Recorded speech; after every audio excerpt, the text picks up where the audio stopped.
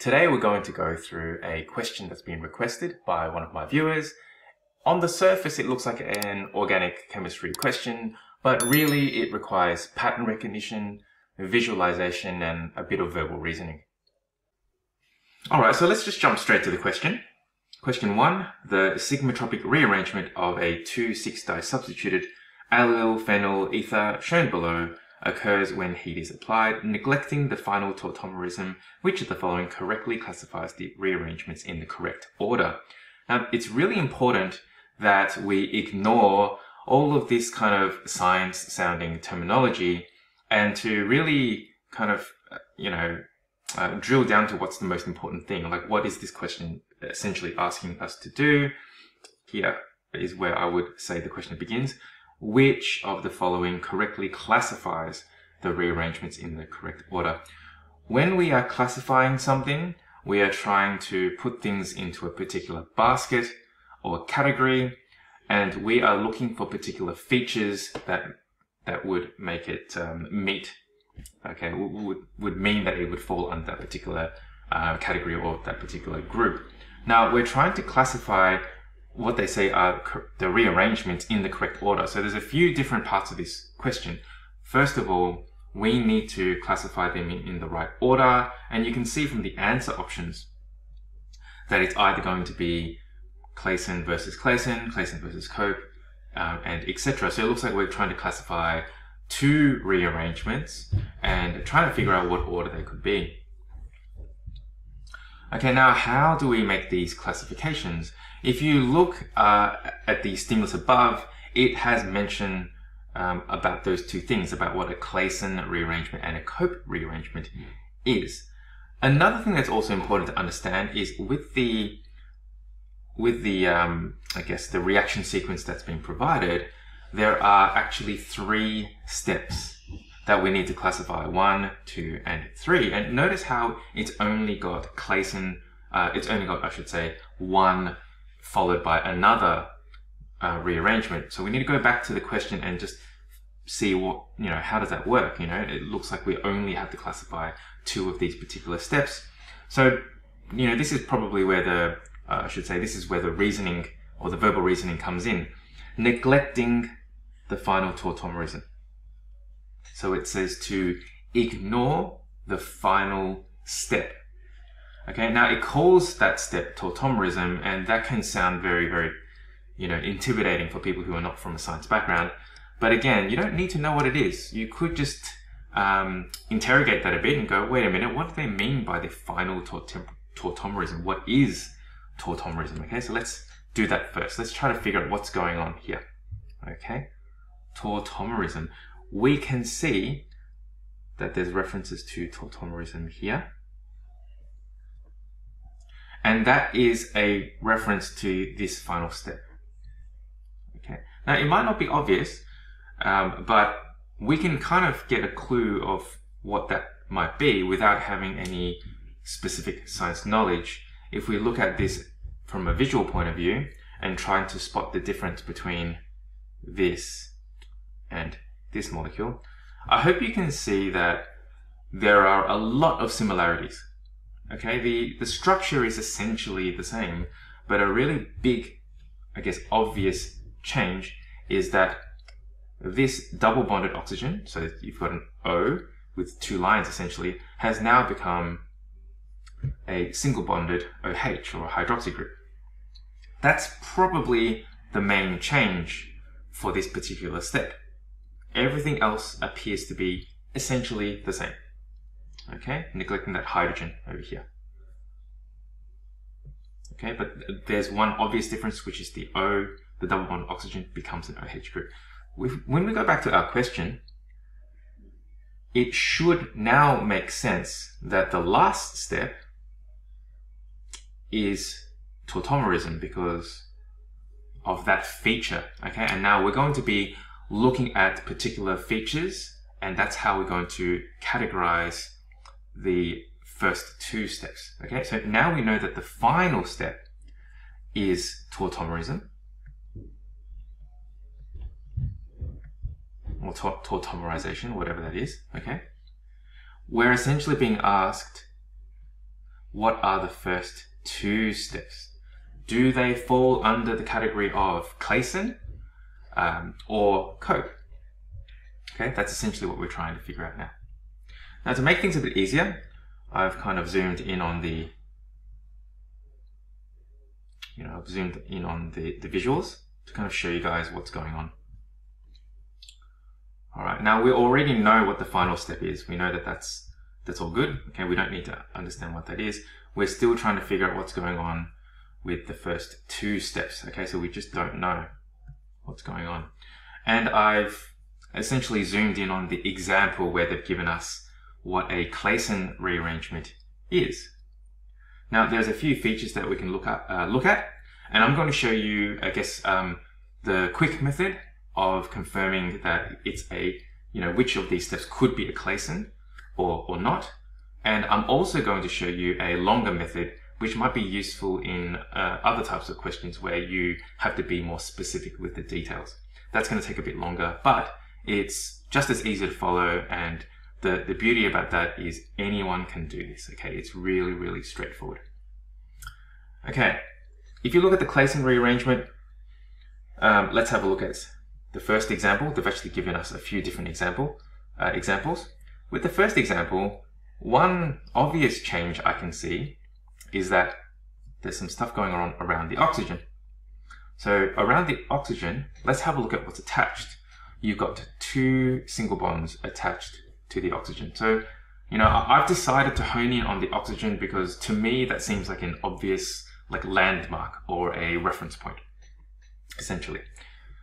Okay, so I've looked at the oxygen. Initially, it's got two single bonds attached to it, and then when it goes to the rearrangements, or the rearrangement, now the oxygen's only attached to a double bond, and the other bond has been broken. So I can see that that's one obvious feature that might make this a Claisen rearrangement. We can confirm this by looking at the second example over here. Okay, if we look at the second example, let's have a look at the oxygen. The oxygen again is attached to two single bonds. And once it goes through the rearrangement, the oxygen is now just double bonded, okay, at one point.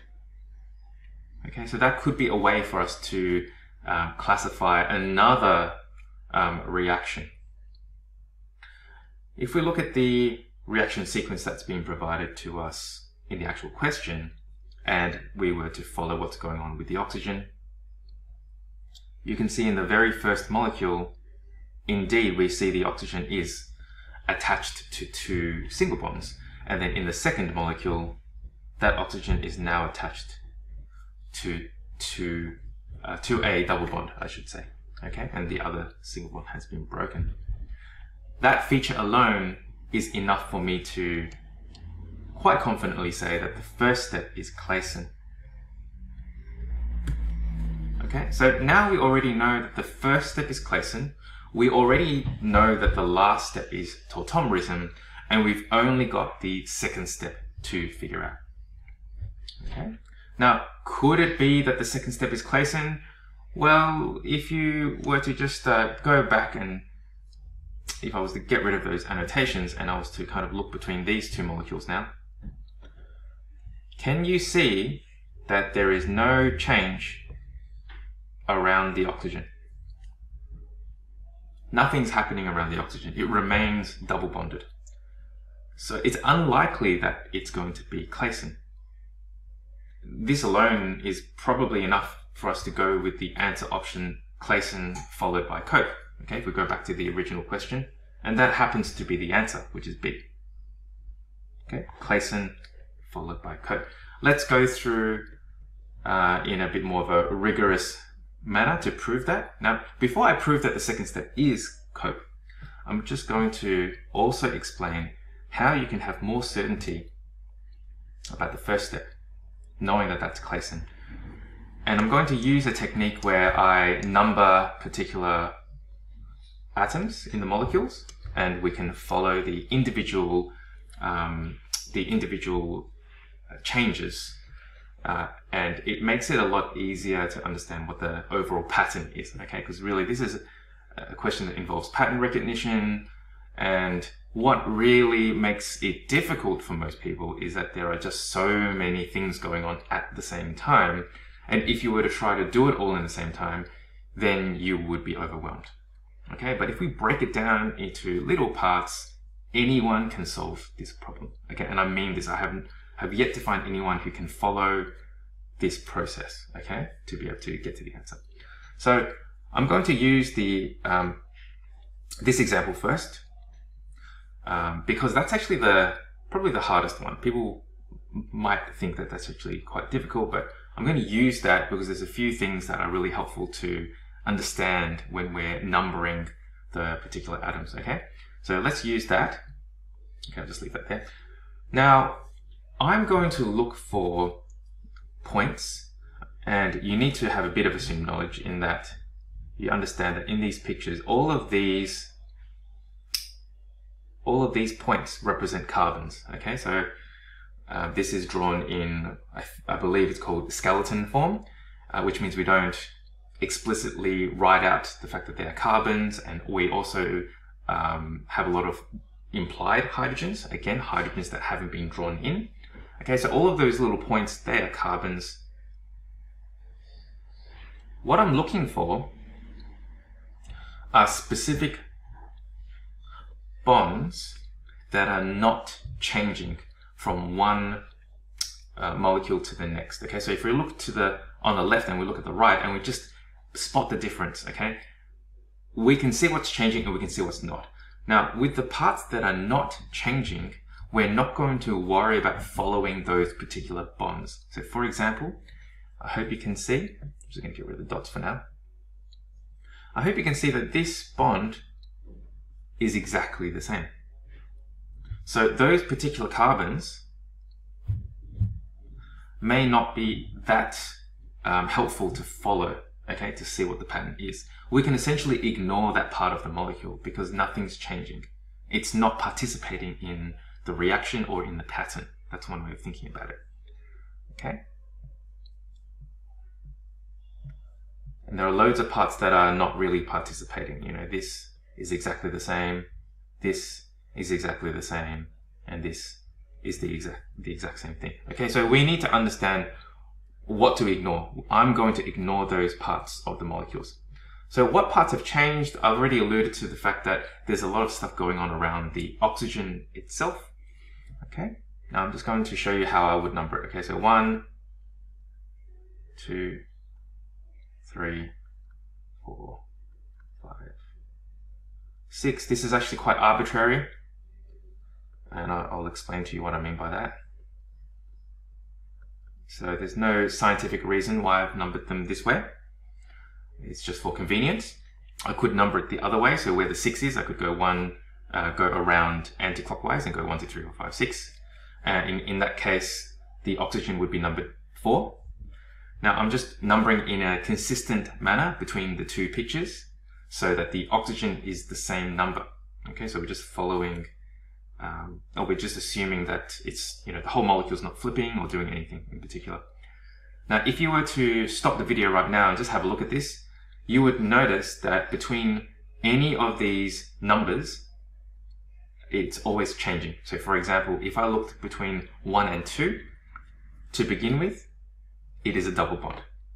But then it becomes a single bond afterwards.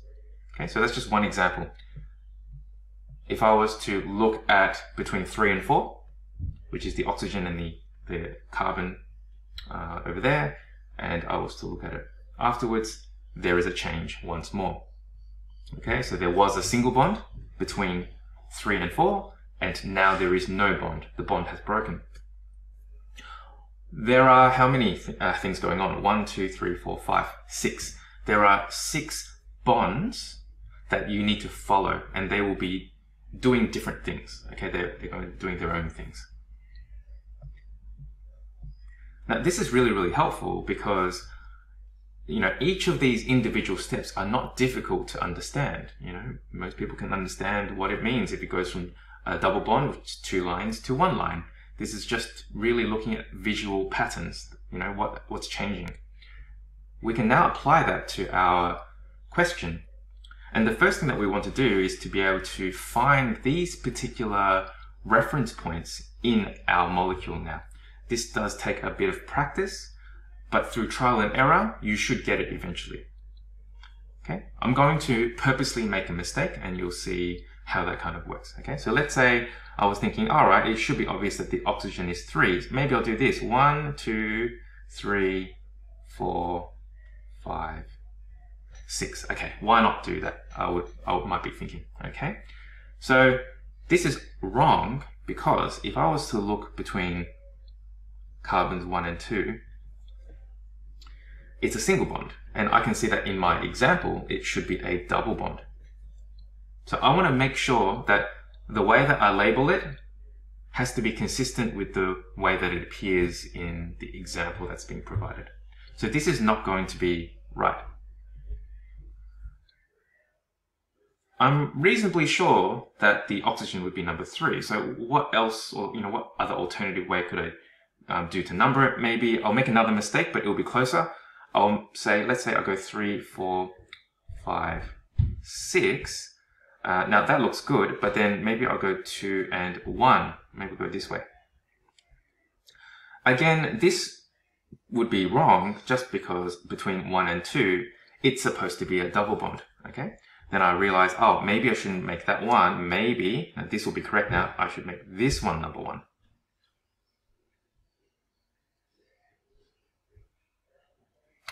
All right, now if we look in between all of those numbered points, the way that I've numbered it now, it is exactly the same as what it is in the example. It's not exactly the same orientation. It might have been rotated a bit. It might not even be in exactly the same shape.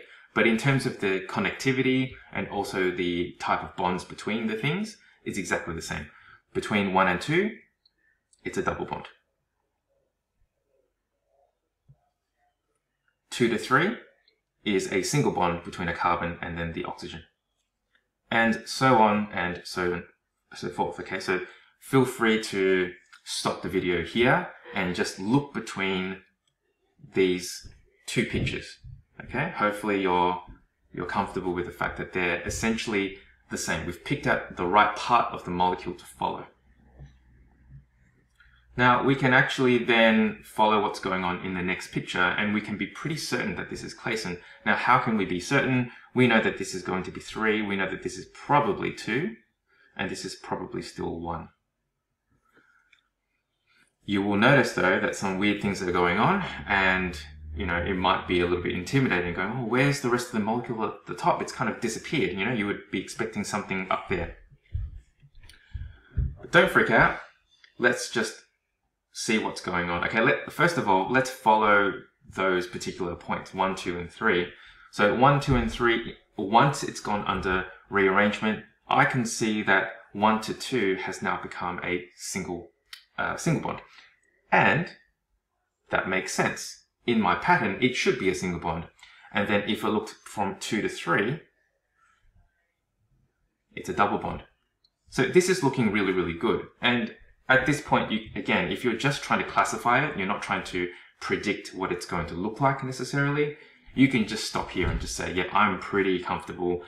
I'm quite confident that this is a Claisen rearrangement. It is meeting all of these particular features, and yeah, it's consistent with the rule, this unwritten rule that I can see in the picture. Okay, it makes sense. Okay, now I can show you what else is going on as well. Takes a bit of practice, but I can see that now, point 1, in addition to this CH3 that was already there, okay, that CH3, that methyl group, was already there, right? In addition to that, there's now a new bond. What could this new bond be that's attached to number 1? If you go back to the pattern and you look at carbons 1 and 6, originally 1 and 6 had no bond, but now there's a new bond, a single bond between 1 and 6. So it's highly likely that this is 6. Okay, so that's probably 6. And then if you kind of follow the numbering, the way that we've numbered it already, is likely that 6 is attached to 5 and 5 is attached to 4. And that kind of makes sense. I mean, if we look at the pattern again, 6 should be attached to 5 and it will be a single bond. 5 should be attached to 4 and it would be a double bond. Okay, so this is all looking really, really consistent with our pattern. There's also an additional thing that's helpful to kind of pick out here. If we look at the first molecule on our left, we can see that number 6 is originally attached to a methyl as well. You might not notice this, but you can see that there's a line coming out from there. That's actually just a group attached to it. That's your methyl group. You know, you can even write it in like this. And that methyl group over here that's attached to 6 is still attached to 6 in the molecule on the right. Okay, so those are the same. Okay, these guys are exactly the same.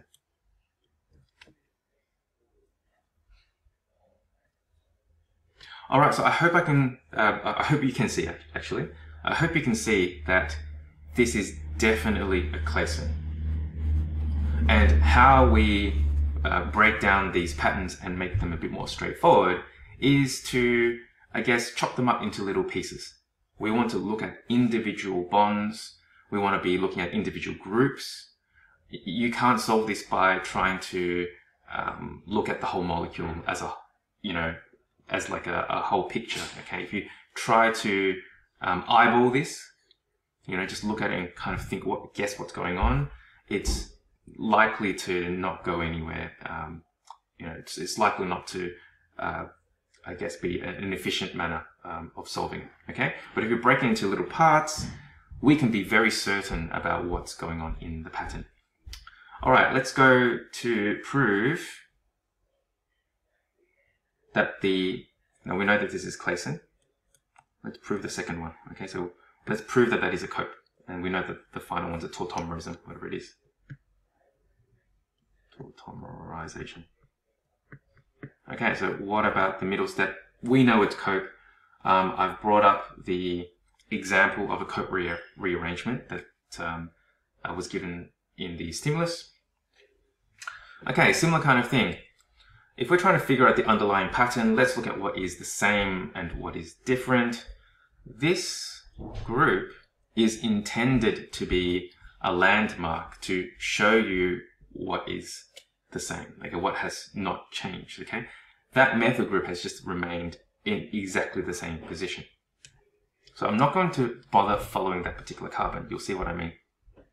So I could number this 1, 2, 3, 4, 5, 6. And interestingly, if you were to go back to this video and have a look at the pattern for cope versus clason, the rearrangement is actually almost identical. The only difference is in one position. Actually, feel free to, instead of me telling you, maybe you can comment on this video and let me know what is the only difference between the cope and the clason rearrangement. Okay, so that'll be a bit interesting. Make you have a bit of a think.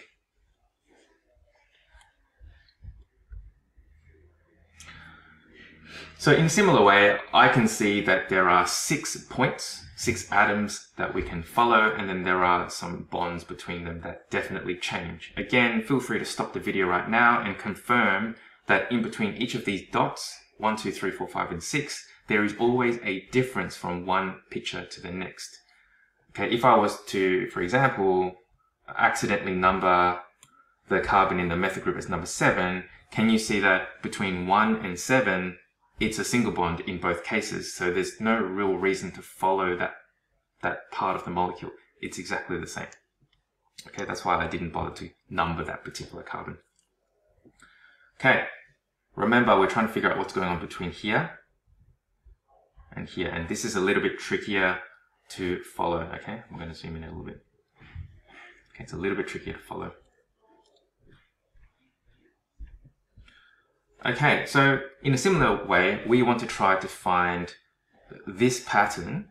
Okay, so look at the way that the carbons have been connected, the bonds in between them, and we want to try to find the corresponding points in that molecule, which looks a lot more complicated. Okay, again, it's going to take a little bit of time, but you'll realize it's actually yeah, actually, I'm gonna again show you how it might be if you accidentally did it wrong. Okay, so let's say you went, oh, maybe I'll start over here. I'll go 1, 2, 3, 4, 5, 6. Okay, let's say you were to do this. Feel free to stop the video and have a look between this and the other molecule, and be certain to yourself why this is wrong. Okay, hopefully you can see that while between points 1 and 2 it's a double bond, that looks right, and even 2 to 3 is a single bond, that looks okay, that from 3 to 4 it should also be a single bond, but that's not right. The way that we've numbered it, there's another double bond between 3 and 4, so that's not correct. Okay, this is not following the pattern in the example. Okay, so we'll have to try to number it again in a different way. Through trial and error, you might realize that this could be one way you could do it.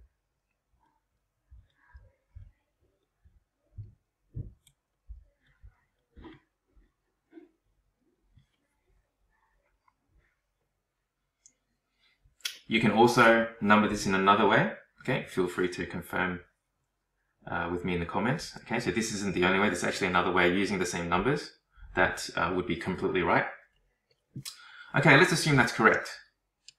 Then the easy carbons to follow, which would be to think, okay, well then that would be number 1, that would be number 2, that would be number 3.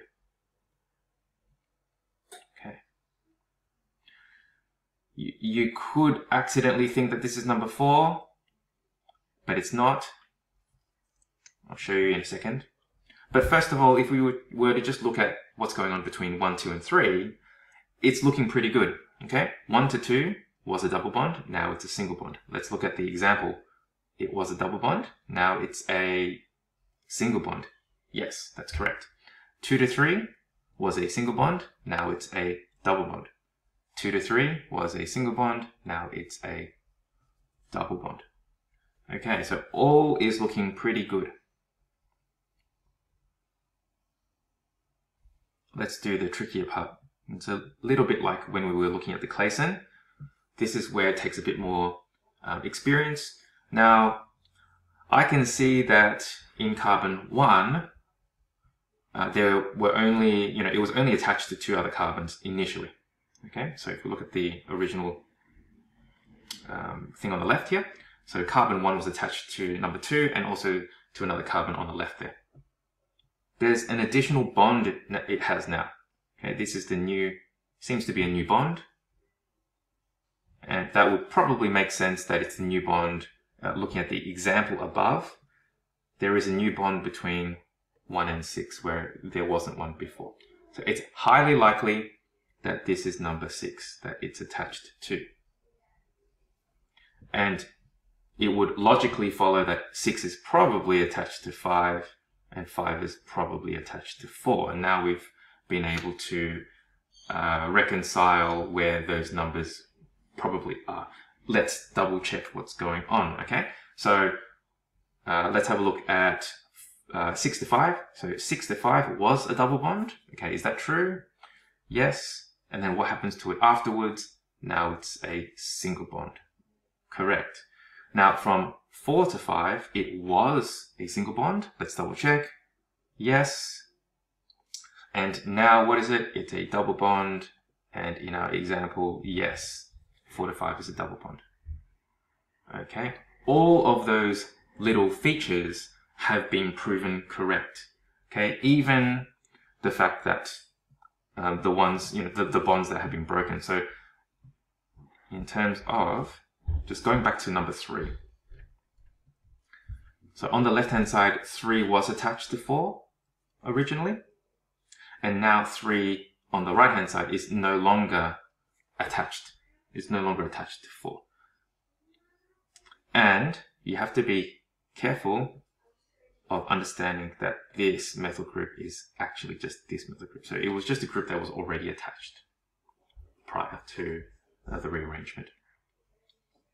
Okay, this is definitely cope with there's no uncertainty whatsoever. Once we've gone through this pattern, you can be 100% confident that this is classified as a cope. Okay, so the answer is Clason followed by cope. I hope you enjoyed this video, and if any of this was insightful, please give me a like and subscribe. I'll see you in the next video. Bye.